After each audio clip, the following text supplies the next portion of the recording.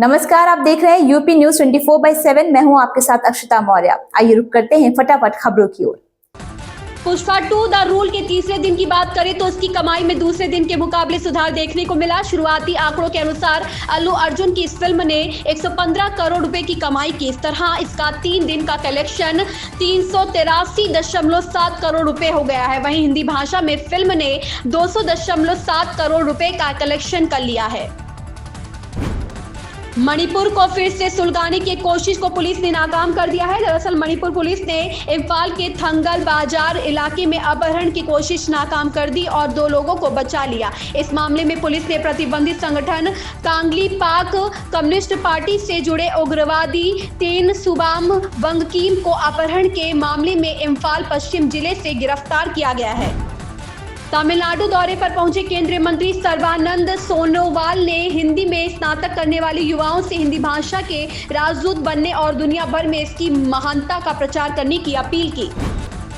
पर्यटन विभाग प्रदेश में हेरिटेज पर्यटन को बढ़ावा देने के लिए जल्द ही हेरिटेज पर्यटन नीति लाएगा। इसके माध्यम से प्रदेश में निवेशकों को काफी सहूलियत व छूट देने की तैयारी है। एक होटल में हुए हेरिटेज कॉन्क्लेव में यह जानकारी पर्यटन व संस्कृति विभाग के प्रमुख सचिव मुकेश मेश्राम ने दी। उन्होंने कॉन्क्लेव में आए निवेशकों से प्रस्तावित नीति के लिए सुझाव भी मांगे।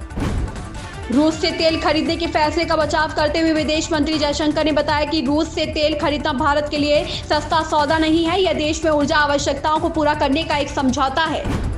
ताइवान जलडमरू मध्य तनाव का केंद्र बना हुआ है। इसी बीच चीन के कई नौसैनिक जहाज और विमान ताइवान के दक्षिण पश्चिमी एडीआईजेड क्षेत्र घुस गए हैं। इसकी जानकारी साझा करते हुए बताया कि ताइवान के आसपास 7 चीनी सैन्य विमान, 14 नौसैनिक जहाज और 3 आधिकारिक जहाजों का पता लगाया है। चारबाग लखनऊ जंक्शन पर ट्रेनों व यात्रियों का लोड शहर के 5 छोटे स्टेशन घटाएंगे। इन स्टेशनों पर चारबाग व लखनऊ जंक्शन जाने वाली ट्रेनों को भेजा जाएगा। ट्रेनों के स्टॉपेज भी बढ़ेंगे, यात्री सुविधाएं बढ़ाई जाएंगी। इसके लिए मुख्यालय को प्रस्ताव भेज दिया गया है। टिकरी बॉर्डर पर किसानों को रोकने के लिए पुलिस पुख्ता इंतजाम कर रही है। बॉर्डर की सुरक्षा बढ़ाने के साथ साथ यहां कंटेनर मंगवा लिए गए हैं। यहां पर आरएएफ के जवान भी तैनात कर दिए गए हैं। बॉर्डर पर पुलिस के लिए तंबुओं को लगाने का काम जारी है। मुख्यमंत्री पुष्कर सिंह धामी 2 दिवसीय दौरे पर रुद्रप्रयाग पहुंचे हैं। सुबह उन्होंने बाबा केदार के शीतकालीन गद्दी स्थल ओंकारेश्वर मंदिर पहुंचकर दर्शन के साथ ही पूजा अर्चना कर आशीर्वाद मांगा। सीएम धामी ने कहा कि आने वाले समय में 4 धाम यात्रा गेम चेंजर साबित होगी। उत्तर प्रदेश की डिप्टी सीएम ब्रजेश पाठक कहते हैं, महाकुंभ 2025 के लिए सभी तैयारियां कर ली गई हैं। हमने सड़क विकास, टेंट और कई अन्य चीजें जैसी कई व्यवस्थाएं की हैं। आज हमने महाराष्ट्र के राज्यपाल और सीएम से मुलाकात की और आमंत्रित किया। मेले में सभी स्वास्थ्य व्यवस्थाएं की गई हैं। बड़ी संख्या में पैरामेडिकल स्टाफ और डॉक्टरों को तैनात किया गया है। यहाँ आने वाले पर्यटकों के लिए विशेष ट्रेनें और बसें तैनात की गई हैं। हम इसे बनाएंगे महाकुंभ और अधिक भव्य एवं सफल हो। अद्भुत यादगार बनाने के लिए सारी तैयारियां पूरी कर ली गई हैं। इस बार का महाकुंभ और भी बृहद स्तर पर होने वाला है। क्षेत्रफल को तो हमने बढ़ाया ही है, साथ में व्यवस्थाएं और भी बेहतर की हैं। हमने टेंट सिटी का निर्माण किया है, आसपास के परिसर को प्लास्टिक मुक्त, सिंगल यूज प्लास्टिक मुक्त किया है। और इसके अलावा सीवर लाइनें बिछाई हैं, कोई गंदगी नहीं फैलने पाए, पेयजल शुद्ध मिले लोगों को, तो सब तक पेयजल पहुंचाने के लिए पाइपलाइंस का निर्माण किया गया, पहुंचाने का काम किया गया है। इंटरनल रोड्स का भी निर्माण किया है।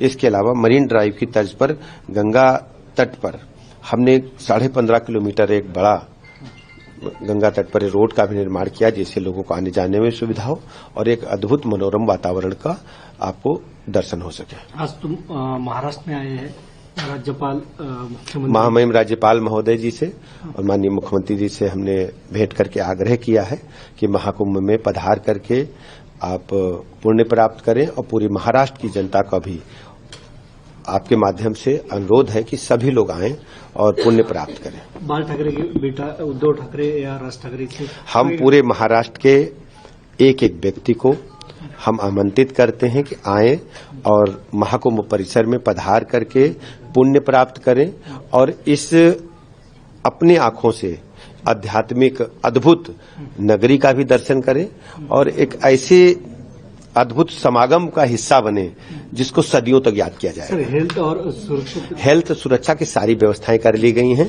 हमने 100 बेड का एक नया अस्पताल परिसर में बनाया है।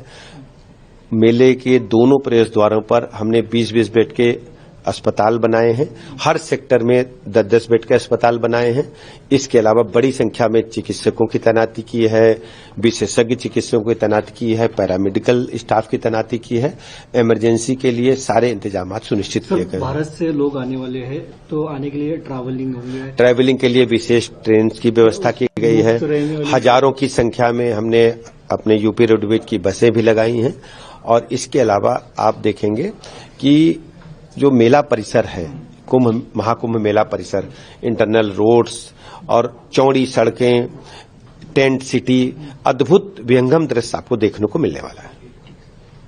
इन खबरों में बस इतना ही। बने रहिए यूपी न्यूज 24/7 के साथ।